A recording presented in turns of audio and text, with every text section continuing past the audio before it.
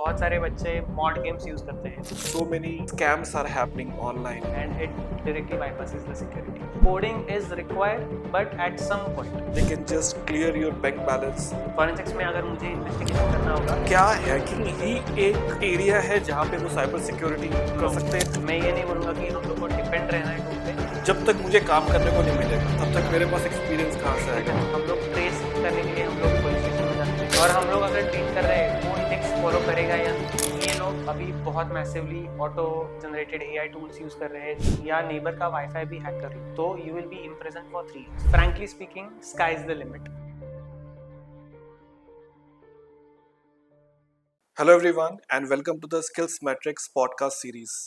Today we are basically bringing one of the most innovative and required topics so-called cybersecurity and the cyber threat.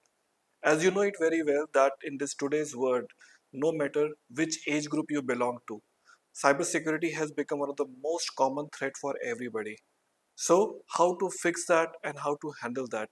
It's time to basically introduce our expert named called Rishikesh, who's going to give you the insights about how to handle the cyber threats and the cyber security in our daily life. No matter whether you are a tech person, whether you're a non-tech person, or whichever age group belongs to, this podcast is going to help you out to know insights about the cyber security and how to prevent the cyber threats in your day-to-day activity. Hi Rishikesh. Hello sir, thank you for inviting me. Yeah. So Rishikesh, please help us to understand your journey towards your cybersecurity and what motivated you towards this industry. So during my college days, what motivated me was I was the class representative, and last day of submission, and I had to submit all the documents and submissions of all the people. But last moment, what happened? The drive was being empty. So what exactly went wrong? How did it got hacked? That was the main problem. And at that time, I realized, okay, now I want to secure the world. I got the thrill that okay, I have to do this. I want to protect something. So that's how I got motivated, and then I did my first CH examination, that is Certified Ethical Hacker by EC Council, and that's Okay. how I started my journey. Okay. So could you please tell me like what are your achievements? Like अभी तक आपने क्या क्या achieve किया और कितने लोगों को आपने अभी तक हेल्प की इस साइबर सिक्योरिटी फील्ड में आने के लिए? Okay, so now I am a senior security analyst by IC Council, as well as I am into red teaming. Red teaming is one of the offensive security member thing, and now I have till date I have trained more than 1200 students, as well as I have given faculty development programs. I have delivered successful corporate trainings as well, and that's how my journey from cyber security practical basics as well as advanced with implementation part I am working on. So that was one of my biggest achievement because I can literally demonstrate how the attack works to the companies and then tell them that this is the way, please secure it. So that's how my journey is, and I also delivered a training in Bhutan. So I was there for 3 months where I trained their network security analysts for penetration testing. So Oh, that was one of the greatest achievement till date. okay, great. So like my next question goes to you like when you see in this today's world like everyone is having mobiles no matter which age group they belong to and sometimes knowing or unknowingly they get into the trap of cyber threats as you have seen like in like recent years like so many scams are happening online Yes. like they can hack into your mobiles, they can steal some you can say important informations, as well as they may send you some OTP and they can just clear your bank balance by stealing all the money. So what do you think for this today's generation, no matter which age group they belong to, whether they are engineers, whether they are anything, what do you think like the necessity of cybersecurity knowledge for everyone? The most important is what exactly we should be securing is the main part. Everybody is sound in technology, but everybody is running that okay, I'll not keep my password very lengthy.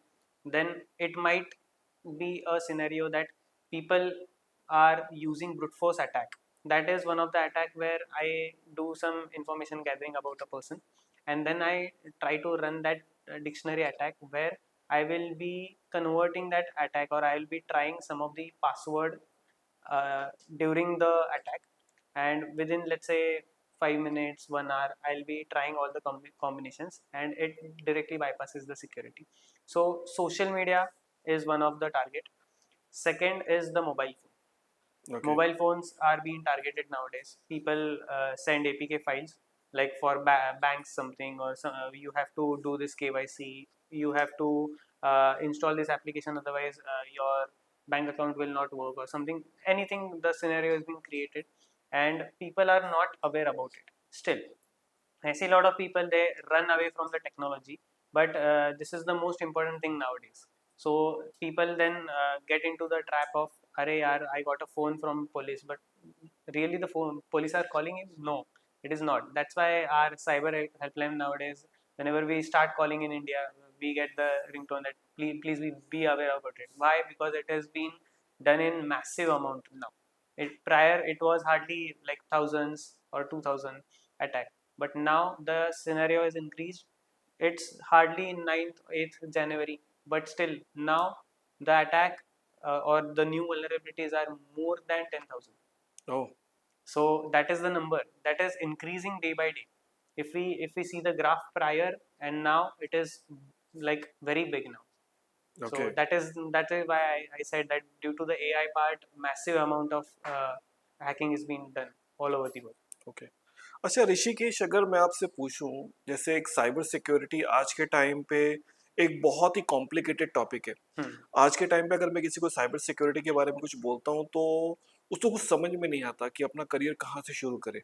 हाँ, तो थोड़ा आप मुझे help करके थोड़ा बताओगे students को या हमारे व्यूअर्स को कि आज के टाइम पे साइबर सिक्योरिटी को अगर किसी ने as a career as a adopt करना है तो उसकी शुरुआत कहाँ से होती है? यानी कि अगर मैं बोलूँ कि अगर किसी एक नॉन टेक्निकल बंदे को, यानी जिसको प्रोग्रामिंग के बारे में एबीसीडी भी नहीं पता, हम्म, क्या उसके लिए भी वो साइबर सिक्योरिटी का कुछ एक ऐसा करियर फ्रूटफुल हो सकता है जिसमें उसके लिए अपॉर्चुनिटीज अनलिमिटेड हो? हाँ, बिल्कुल हो सकता है, क्योंकि I have people who are in like who have taken 12th में biology, but they didn't wanted to continue it, so they took now engineering, and now they are not liking coding. पर apart from that, all the time I don't do coding. Cyber security का जो एक main ये है कि coding चाहिए at some point we need, otherwise tools are available. If we have to do investigation, tools are available. If we have to do network का कुछ scenario, tools are available. So coding is required, but at some point जहाँ पे मैं read कर सकूँ code और फिर मैं analyze कर सकूँ, बाबा हाँ ठीक है, ये वे में हो गया है, I don't need to develop the code. Okay. That is the difference. Like I am not a developer. मैं बस बोलता हूँ कि बाबा this is the way that I have been attacked, please secure this part of the code. क्योंकि आज के time पे क्या होता है कि जिसको भी आज के टाइम पे साइबर सिक्योरिटी या किसी भी साइबर सिक्योरिटी टूल्स, क्योंकि आज के टाइम में तो बहुत सारे हैं, Yes. किसी को भी अपना करियर बनाना, सबके पहले उसके दिमाग में यही क्वेश्चन आता है कि मुझे कोडिंग नहीं आती और हाँ, मुझे कोडिंग बिल्कुल भी पसंद नहीं है। right. मैं गलती से इंजीनियर बन गया, हाँ, करेक्ट, लेकिन मुझे कोडिंग में कोई इंटरेस्ट नहीं है। यानी ऐसे लोग जो नॉन टेक्नोलॉजी बैकग्राउंड से हैं, जैसे मैं बात करूँ कोई कॉमर्स बैकग्राउंड से है, या कोई मैं बात करूँ कोई मैकेनिकल बैकग्राउंड से, कोई सिविल बैकग्राउंड से, उसके लिए साइबर सिक्योरिटी में या साइबर थ्रेट में आना और अपना करियर बनाना, आपको क्या लगता है कि लाइक क्या पॉसिबल है? और पॉसिबल है। है तो उसकी लिमिट क्या है? वो कहाँ तक आगे जा सकता है वो? To frankly speaking, sky is the limit. But हम लोगों के पास क्या होता है, जो लोग बहुत इथिक्स वाइज जाते हैं, वो बहुत स्लोली ग्रोथ होता है उनका। So I give you one example. Scams हो रहे हैं, they are not very well versed in all the technology, या फिर कोडिंग आता है उनको, no, they have focused on some of the part where they have developed the technical expertise, and then they are carrying out the cyber attacks. Similarly, if ethical hacker, people with ethics I am talking about, if they consider that now this is my goal, I have to set this goal, I have to learn this things, and then I have to move ahead. अगर ये ethical hackers ने सारे लोगों ने तय कर लिया with ethics, I am saying, then literally sky is the limit, because many of the offensive security members who are very well versed in the technology, वो लोग कब के आगे निकल चुके हैं. They are securing more companies more and more every day, but उनके पास time बहुत कम होता है और बहुत सारे अटैक्स होते हैं. So sky is the limit. I have seen it.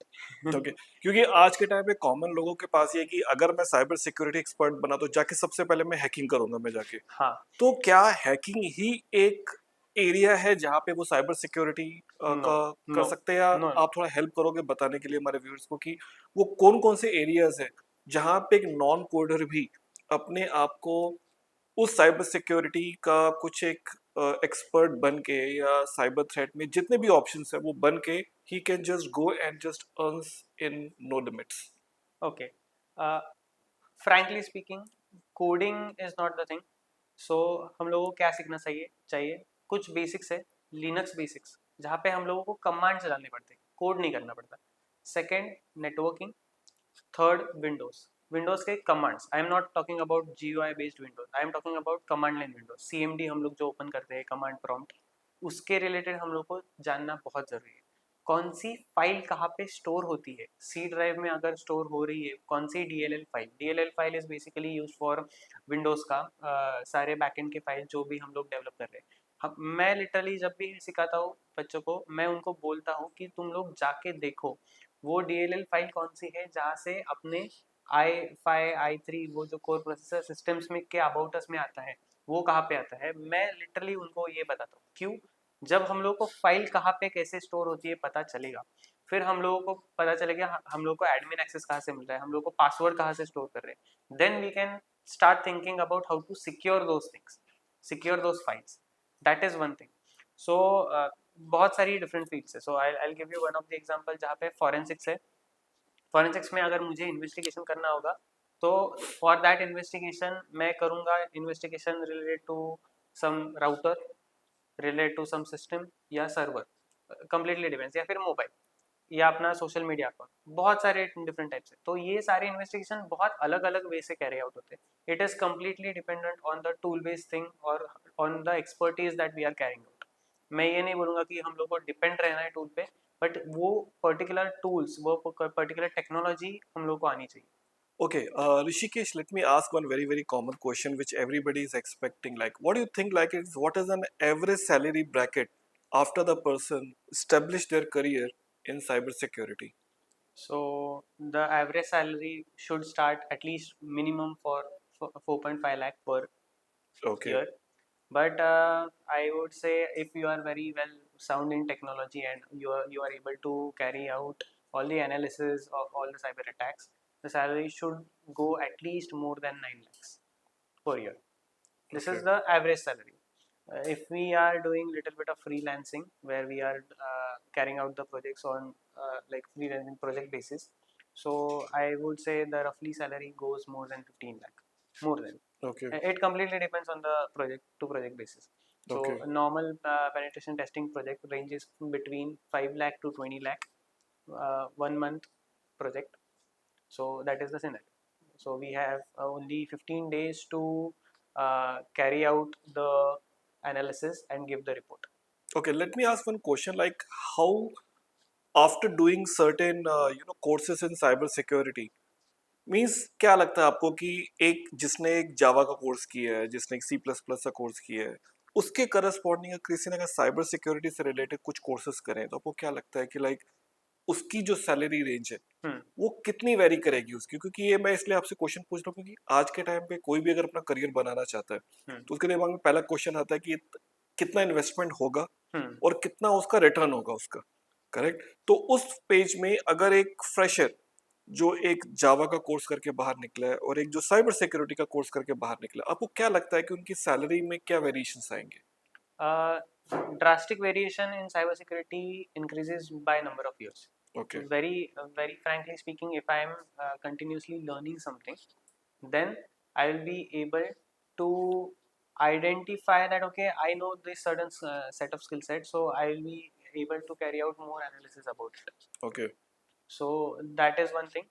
uh, I if I clear certifications, so people give you more respect. But I am not saying normal certifications, I am saying certifications which are global. Hmm. So for example, I'll give you the example of offensive security. So they have defensive as well as it is just the name about offensive security, that is the company, but they are having defensive, forensic, everything they have. So if I clear all those exams, we get respect, Okay. because they have set a certain set of standard Mhm. which nobody, no layman can pass, or no Tom, Dick and Harry can pass. We Okay. have to do it. It is a proctored exams there. We have to sit in front of the screen, we have to physically bypass it, practically bypass it, and then this is the scenario. So uh, I would suggest sky is the limit again. Okay, लेकिन एक freshers के लिए इस industry में आना कितना सही है? एक हर Freshers, किसी को एक ऐसा लगता है कि साइबर सिक्योरिटी के लिए जब तक आपके पास एक 3 से 4 साल का एक्सपीरियंस ना हो, exactly. तब तक आपको कोई एंटरटेन नहीं करेगा। आपको Exactly. क्या लगता है कि लाइक अगर कोई साइबर सिक्योरिटी में अपना करियर एज अ फ्रेशर बनाना चाहता है, तो उसके लिए इंडस्ट्री कितनी ओपन है अभी तक?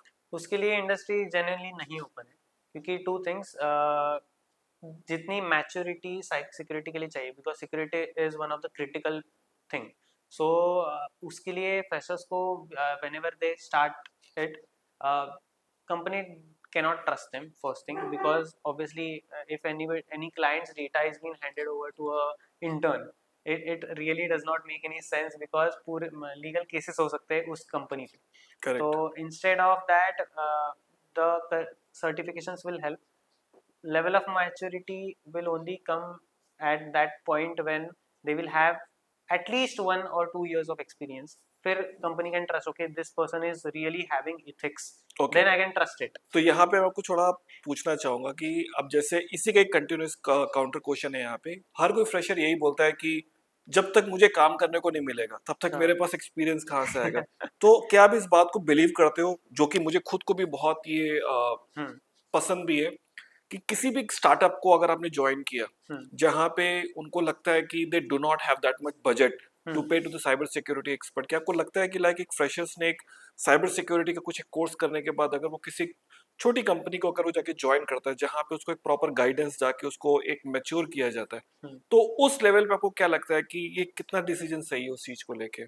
frankly speaking, joining a startup as a security person is like a mess, genuinely, because in cybersecurity we need mentors. Correct. Until and unless we have any mentor for us. Correct correct, मेरे कहने का मतलब वही है कि मतलब आप किसी एक कंपनी को आपने जाके ज्वाइन किया जहाँ पे बहुत सारे लोग नहीं है, लेकिन आपको सीखने को बहुत कुछ मिलता है वहां पे। आपके ऊपर कुछ लोग होते हैं जो आपको ट्रेन करते हैं उस चीजों के ऊपर, और उनके पास इतने बजट्स नहीं होते उतनी हाई सैलरीज देने को। तो आपको क्या लगता है कि लाइक क्या एक आध साल स्टार्टअप में काम करने के बाद, किसी भी साइबर सिक्योरिटी को कोर्स करने के बाद, उसमें कितनी लेवल की मेच्योरिटी डेवलप होती है? Frankly speaking, I am against startup right now, because startups के पास practical projects है ही नहीं in India also. So mid-sized startups I can say, which are well versed, established, at least 4-5 years of experience है उनको, and then they have literally employees more than 30, 40, 50 at least. Then we can say that okay, that company is having ISO 27001 standard also, या फिर ISO के जो information security standards है वो उन्होंने maintain करके रखे, and they have good security analysts which are doing full time there since some years, and फिर we can trust that okay, these people will be guiding the next generation. So I can say mid size startup, I would say कि हम लोग as a security career pursue कर सकते हैं, मतलब हम लोग उस कंपनीज में जा सकते हैं. Second thing, to be frankly speaking, Microsoft has recently launched their security analyst का ओपनिंग, जहाँ पे they are focusing more on practical certifications. अभी अभी न्यू कंपनी एस्टेब्लिश हुई है, वो new company in the sense it is a $multi-million company, TCM security, but PNPT is the certification which is very well renowned. It is complete practical based certification, जहाँ पे उन लोगों ने completely 5 days of hackings हम लोग को करना है. अच्छा। फिर हम लोगों को 2 दिन रिपोर्ट सबमिट करनी है 2 दिन में लिख के, और फिर हम लोग को वो 15 मिनट डिब्रीफ देना होता है उनको कि बाबा ये है, ऐसा वे है. So I know I am sound in technology, I am good in reporting, and now I can become a proper security analyst. That is how Microsoft is that is how the industry is changing now. Everybody is trying to acquire good certifications which are practically implemented, not the certifications जहाँ पे MCQ based होते हैं. हम्म, So that is the change which यानी has कि been scenario based situations, scenario based, complete scenario based, because hacking is all about scenario, scenario based. Correct. हम लोग practically जब तक हम लोग इम्प्लीमेंट नहीं करते, कुछ हैक नहीं करके दिखाते कंपनी को, company will not believe us until and unless we secure it properly. अगर रिपोर्ट ही ऐसे गंदी बनाई हम लोगों ने जहाँ पे हम लोग एक्सप्लेन नहीं कर पा रहे कि बाबा कैसे हम लोगों ने किया है, it is not a formal way, then how company will trust us. फिर कंपनी में करेक्ट. से कि कोई तो भी स्क्रिप्ट किडी है या फिर कोई तो भी नॉर्मल पर्सन है जो बस भेज रहा है, उसको बस पैसे चाहिए इसलिए वो बस रिपोर्ट भेज रहा है. That is not the approach. अच्छा, मेरा नेक्स्ट क्वेश्चन यहाँ पे ये है कि अभी in last recent years, how the people matured towards the cyber security, यानी मेच्योरिटी कितनी डेवलप हुई है लोगों के अंदर साइबर सिक्योरिटी और साइबर थ्रेट को लेके. मैच्योरिटी नहीं हुई है डेवलप. लोगों को ऐसे लग रहा है कि हैकिंग मतलब कोई डिवाइस हैक करके हम लोग को पैसे मिलेंगे. ये कंप्लीट मिसकंसेप्शन. हम लोग को ऐसे ही पैसे नहीं मिलते, या फिर people are nowadays using tricks to scam someone, get the money, and people are losing ethics. Okay. That is the main problem. अभी चेंजिंग मेंटालिटी बताता हूँ. पहले पहले कैसे होता था, अगर मैं कहीं पे फ्रॉड वगैरह हुआ तो हम लोग ट्रेस करने के लिए हम लोग पुलिस स्टेशन में जाते थे. उनको भी नहीं पता होता था. But nowadays police are also very well versed about that technology. तो वो लोग भी जल्दी हेल्प करते हैं. ऑनलाइन पोर्टल बना है हम लोग का 1930 पे, हम लोगों को cybercrime.gov.in पे हम लोग रिपोर्ट कर सकते हैं. बट अभी चेंजिंग मेंटेलिटी क्या हो गई है, लोग बहुत ज्यादा स्कैम्स पे फोकस कर रहे हैं because they are getting lot of money. So humanity is going down now. Frankly speaking, all over the world, everybody is facing, and people are more focusing on money. And that is why लोग cyber security में आ रहे हैं, क्योंकि उन लोगों को सीखना है hacking for attacking someone, taking the money. That's it. That उनको इज द उसको मेजर गलत तरीके कंसर्न. से यूज करना दैट इज उसको. द मेजर कंसर्न, क्योंकि हम लोग किसको ट्रेन करेंगे, और हम लोग अगर ट्रेन कर रहे हैं वो इथिक्स फॉलो करेगा या नहीं. That is major concern nowadays. Okay. अच्छा, मेरा नेक्स्ट क्वेश्चन ये है कि like what exactly according to you the jump deposit scam, बहुत ज्यादा इसके बारे में सुना है जंप यस. डिपॉजिट स्कैम, और ये कैसे काम करता है ये. जंप डिपॉजिट मतलब क्या होता है, अटैकर कुछ बैकएंड में कोड रन करता है और अपने पास 2,000 भेजता है या फिर 4,000 भेजता है, कुछ अमाउंट भेजता है. ये मैंने कई बार सुना भी हुआ इनफैक्ट इस हाँ बारे हाँ में. और आप मानोगे नहीं, मेरे खुद के फैमिली मेंबर हाँ. इस फ्रॉड के ऊपर they have been trapped. Yes. So ये लोग अभी बहुत massively auto generated AI tools use कर रहे हैं, जहाँ से वो लोग ऑलरेडी रिक्वेस्ट भेज चुके होते हैं बैंक को, और हम लोगों के पास जब हम वो पैसे आ जाते हैं, हम लोग बोलते हैं अरे यार ये तो पैसे आ गए, रुक रुक मैं चेक कर लेता हूँ पैसे किसके आए, किसने भेजे मुझे 2,000 या 4,000. जो तब बैकएंड में क्या होता है, उसने ऑलरेडी रिक्वेस्ट सर्वर को भेज चुका होता है कि बाबा यूपीआई पिन डालना होता है. हम लोग बैंक का अकाउंट चेक करने जाते हैं गूगल पे के थ्रू या फिर कोई यूपीआई ऐप के थ्रू, और जब हम लोग पहले अटेम्प्ट में ही हम लोग जब यूपीआई पिन डालते हैं, वो ऑटोमेटिकली उधर वैलिडेट करता है कि बाबा ये उसने रिक्वेस्ट डाली थी, और हम लोगों के बैंक अकाउंट से पूरे पैसे निकल जाते हैं. यदि 2000 भेजने के बाद पूरा पैसा उनके अकाउंट से गायब. Exactly. Oh. So that is what jump deposit attack. So इसके लिए ओह. सिर्फ बचने के लिए एक ही चांस है, that we have to enter wrong PIN at the first. फिर वो वैलिडेशन रिक्वेस्ट कैंसिल हो जाती है, फिर हम लोग नॉर्मली अकाउंट यूज कर सकते हैं, या फिर हम लोग वेट कर सकते हैं 20-30 मिनट्स, सो दैट वो रिक्वेस्ट ऑटोमेटिकली सर्वर स्क्रैप कर दे. ओह. फिर हम लोग यूज कर सकते हैं अपना यूपीआई. Oh, great. ओके, मेरा next question Rishikesh for you is, according to you हम लोगों ने बहुत बार सुना है कि एक USDT and crypto currency scam ये बहुत आज के टाइम पे पॉपुलर है. हाँ. कुछ लोग को शायद पता है, कुछ लोग को नहीं पता. हम्म. तो could you please help us to know what is this USDT and what is a crypto currency scam. अभी crypto currency is basically the blockchain technology which is been used for creating a currency, digital currency वो. तो USDT is one of it. तो क्या होता है, हम लोगों के पास बहुत सारे बिजनेसमैन अभी है, तो people from all over the world they try to go to Dubai. Dubai का बहुत बड़ा अच्छा स्कैम चल रहा है आजकल, कि लोग उधर से बहुत सारे पैसे जमा करके लाते हैं. बट अभी 1 करोड़ 2 करोड़ अगर एकदम से एयरपोर्ट के थ्रू ने, तो ऑब्वियसली पुलिस ऑफिसर्स पकड़ लेंगे. तो अब ऐसे तो नहीं ला सकते, तो अब क्या कर सकते हैं, तो people try to use USDT, जहाँ पे हम लोग बस बारकोड स्कैन करते हैं, वो पूरा यूएसडीटी में अमाउंट, सपोज 1 करोड़ है, 2 करोड़ है, वो अमाउंट ट्रांसफर हो जाता है और फिर वो लोग सेफली इंडिया ला सकते हैं। बट अभी इस पे प्रॉब्लम क्या है, लोग टैक्स तो बचा रहे, बट जब यूएसडीटी का कोई भी अकाउंट हुआ तो देर इज नो वैलिडेशन। मुझे भी अगर यूएसडीटी चाहिए, मैं बस उस साइट पे जाता हूँ, कोई भी एक्सचेंज हो उस साइट पे जाता हूँ और मैं बस यूजर आईडी पासवर्ड या फिर ये डाला तो मेरा अकाउंट क्रिएट हो जाता है। No validation of Aadhaar card, no KYC, nothing. और जिसके पास वो अकाउंट रहा वो मालिक। तो तो आपका अकाउंट रहा, मैंने बस, मुझे अकाउंट नंबर का यूजर आईडी पासवर्ड पता चल गया, मैंने पासवर्ड चेंज कर लिया, that money is now mine. Oh that is one of the biggest scam. तो ये लोग कैसे करते हैं, वो लोग स्कैन करने के लिए बोलते हैं, स्कैन होने के बाद पूरे पैसे ट्रांसफर, और उनके पास तो पासवर्ड ऑलरेडी जनरेटेड उन्होंने कैप्चर करके रखा होता है। लोग इंडिया आते हैं, तब तक जब फ्लाइट में बैठ के आते हैं, वो लोग को उधर से पासवर्ड चेंज, अच्छा। पूरा पैसा उड़ गया। तो लोग वो पैसा भी नहीं ला सकते और उनका 1 करोड़ भी चला गया। ओ यानी दिस कि इज यानी पैसा बचाने के चक्कर में पैसा जो बचा, जो है वो भी गया। वो भी गया। अभी तो बहुत बड़ा एक अपने आप में चैलेंज, यानी क्रिप्टो करेंसी को भी लोगों ने अभी नहीं छोड़ा बिल्कुल क्रिप्टो भी। करेंसी ने नहीं छोड़ा, और यूएस में तो ये सबसे ज्यादा चल रहा है। ओ Everybody is so I'll give you one of the example. Bangalore based यहाँ पे कॉफी शॉप्स होते हैं, तो उस कॉफी शॉप में अगर हम लोग क्रिप्टो से पेमेंट करें, it is the coffee is of 60 rupees. But अगर हम लोग यूपीआई थ्रू करें, द कॉफी इज ऑफ 200 और 90 rupees. So that is how crypto currency is cheaper, and it is also expensive in some way, because वहाँ पे exchanges का खर्चा रहता है। तो if I am paying 100 rupees for example, I will be charge 30% of the 100 rupees, that is 30 rupees 30 rupees. Cut जाएंगे, yes. 70 rupees ही बचेंगे।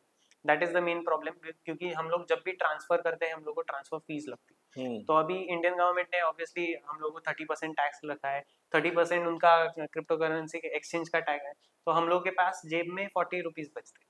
Correct. तो people don't prefer it, but again it is more effective, and it nobody asks you about tax, so people in US use it, India में थोड़ा कम है। Okay, अच्छी information थी। थोड़ा एक समझ में आया कि क्रिप्टो करेंसी को भी लेके ये लोग चैलेंज Yes. क्रिएट कर सकते हैं। Yes yes. ओके, अच्छा मेरा नेक्स्ट क्वेश्चन है कि व्हाट इज अ सलामी अटैक? बहुत सुना है इस बारे में, बहुत कुछ चल भी रहा है इंटरनेट में, शायद कुछ लोगों को पता भी नहीं सलामी अटैक के बारे में, लेकिन Yes. काफी पॉपुलर है ये। थोड़ा हेल्प करोगे लोगों को समझने के, लाइक व्हाट एग्जैक्टली सलामी अटैक इज?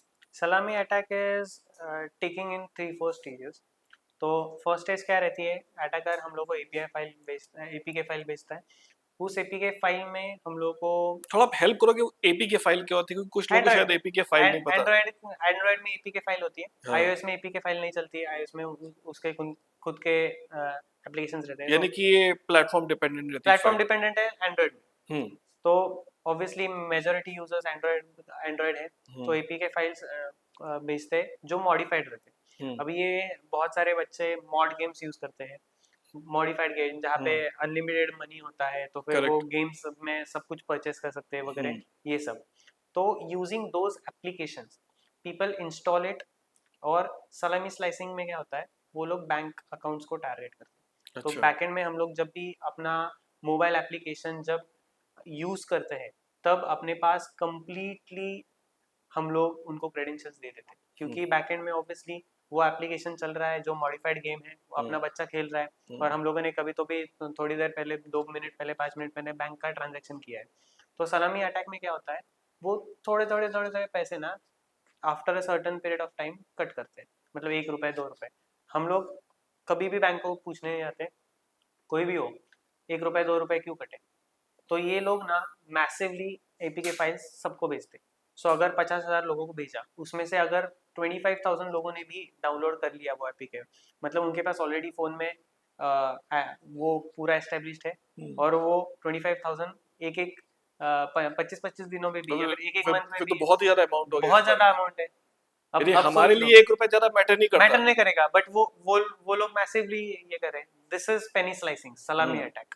ओके, मेरा अगला क्वेश्चन आपसे ये है कि लाइक कि वो कौन सी पेनल्टीज है which is there under the section 66 in IT? बहुत सुना है इस बारे में। हाँ, तो सेक्शन 66 इसके अंडर आता है कि if you are even attacking someone या नेबर का वाईफाई भी हैक कर लो तो you will be imprison for 3 years। यानी ये इंडिया में अगर मैंने अपने पड़ोसी का भी अगर मैंने वाईफाई अगर हैक मैंने करके हैक कर रखा है लिया। और हम लोग यूज कर रहे हैं डेली, और उसने अगर रिपोर्ट मंगा लिया एसपी से और उसने बोल दिया कि मेरा मेरा कोई तो भी यूज कर रहा है मेरा वाईफाई, और उसने कंप्लेंट लॉन्च कर ली, तो जो जिसने भी किया होगा उसका आईपी एड्रेस ट्रेस हो जाएगा।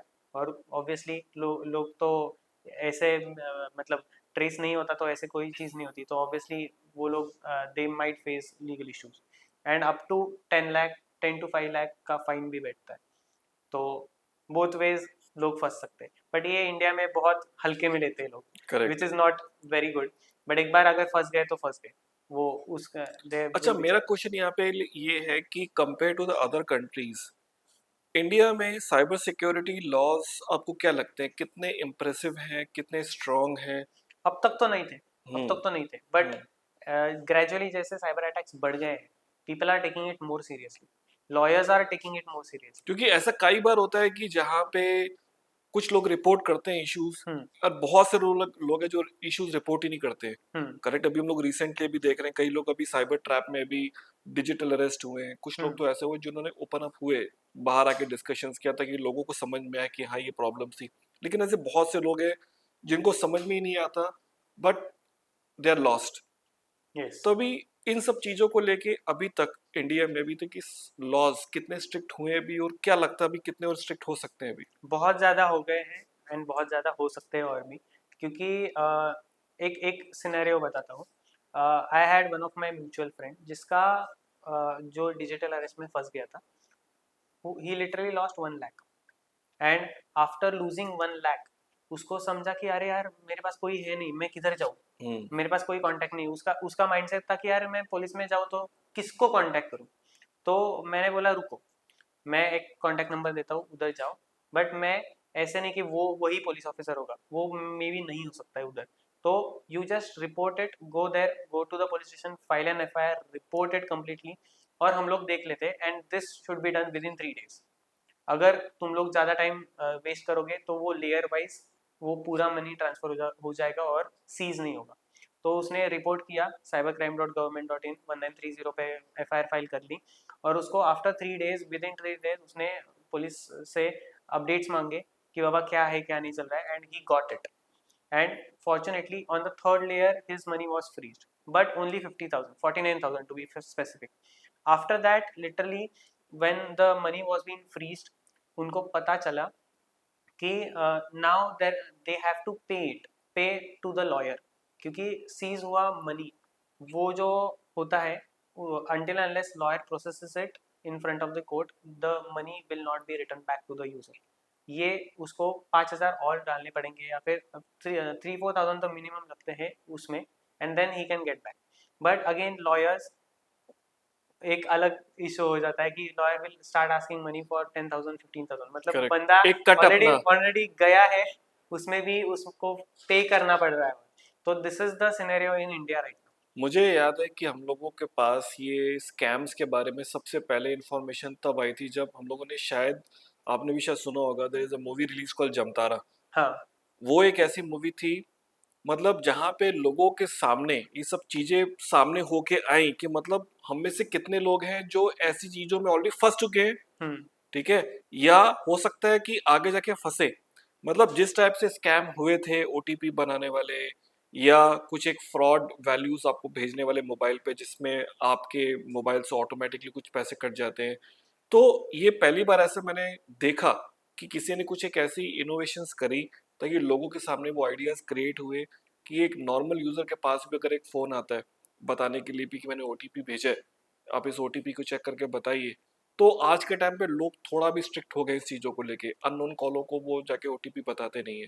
तो इनफैक्ट मैं बोलूंगा कि धीरे धीरे अवेयरनेस बढ़ रही है, but I think it is a long way to go. Yes. क्योंकि ये चीजें जब से आई हैं, मोबाइल्स जब से ये ऑनलाइन सिस्टम शुरू हुआ है, तो जितनी कन्वीनियंस यूजर को हुई है पिछले कुछ सालों में, उतनी ही ज्यादा डिफिकल्टीज भी क्रिएट हुई हैं। वो बोलते हैं कि अगर आपके लिए अगर 4 ऑप्शंस अगर आपके भले हैं आपकी लाइफ को सॉर्ट करने के लिए, 6 ऑप्शंस क्रिएट हो जाते हैं आपकी लाइफ को मैसअप करने के लिए।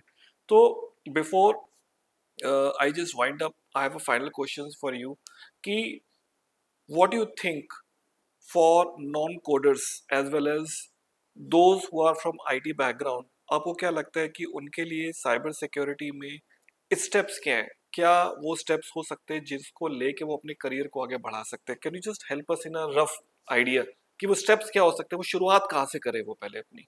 शुरुआत तो आई वुड से, अगर साइबर सिक्योरिटी के बारे में जानना है, there is a theoretical as well as practical little bit they have given. I know one of the website which is tryhackme.com. वहाँ पे उन लोगों ने बहुत परफेक्टली दिया है, लेमैन भी समझ सकता है, पढ़ सकता है, और वो लैब्स भी नॉर्मल सॉल्व कर सकता है. So that is one of the best platform till date जो उन लोगों ने बनाया है. उसका सब्सक्रिप्शन भी आता है, फ्री में भी बहुत सारे ऑलरेडी है, तो एक बेसिक आइडिया आ जाता है कि कैसे हो रहे हैं अटैक्स. तो it is more than enough. Okay, और दूसरी बात कि I know that you are a mentor and you have trained many people in a past. आपके मेंटरशिप के under if anybody go and get trained on a cyber security layer by layer as a fresher, तो आपको क्या लगता है कि like कितने time के अंदर he will be a job ready? I would से रफली 6 to 8 months अगर किसी ने भी डेडिकेटेडली दिया, तो anybody can become a good cyber security analyst, okay. Cyber security expert I would say. But रफली the time period for it is, I would say, more then 2 years. क्योंकि मुझे भी या फिर किसी भी हैकर या फिर लेट्स से सिक्योरिटी एनालिस्ट को उनका करियर बनाने के लिए बहुत सारी चीज़ें, ऐसे नहीं कि सिर्फ 10 चीज़ें पता होनी चाहिए, बहुत सारी चीज़ें पता होनी चाहिए. तो वो एनालिसिस स्टेप बाय स्टेप सीखना सब कुछ, उसमें बहुत मतलब वाइड स्कोप है. तो इट टेक्स टाइम. ऐसे नहीं कि आज 2 दिन कर लिया, 2 दिन कर लिया, तीसरे दिन नहीं किया, ऐसे नहीं होता. It is a continuous learning process, उसमें हम लोग कुछ स्किप नहीं कर सकते. Okay, thank you very much, Rishikesh, for your time. I'm sure like the viewers have got a lot of idea about what is the cyber security is all about. And guys, please understand, cyber security is an endless ocean. जितना आप deep में जाओगे, उतना ज़्यादा you will get the idea about this cyber security. So in this podcast, at least you have got to know about what this is all about, the different type of scams, the different type of security issues which in day-to-day life we face it. So thank you very much for watching this podcast. Stay tuned for our upcoming series. Thank you very much.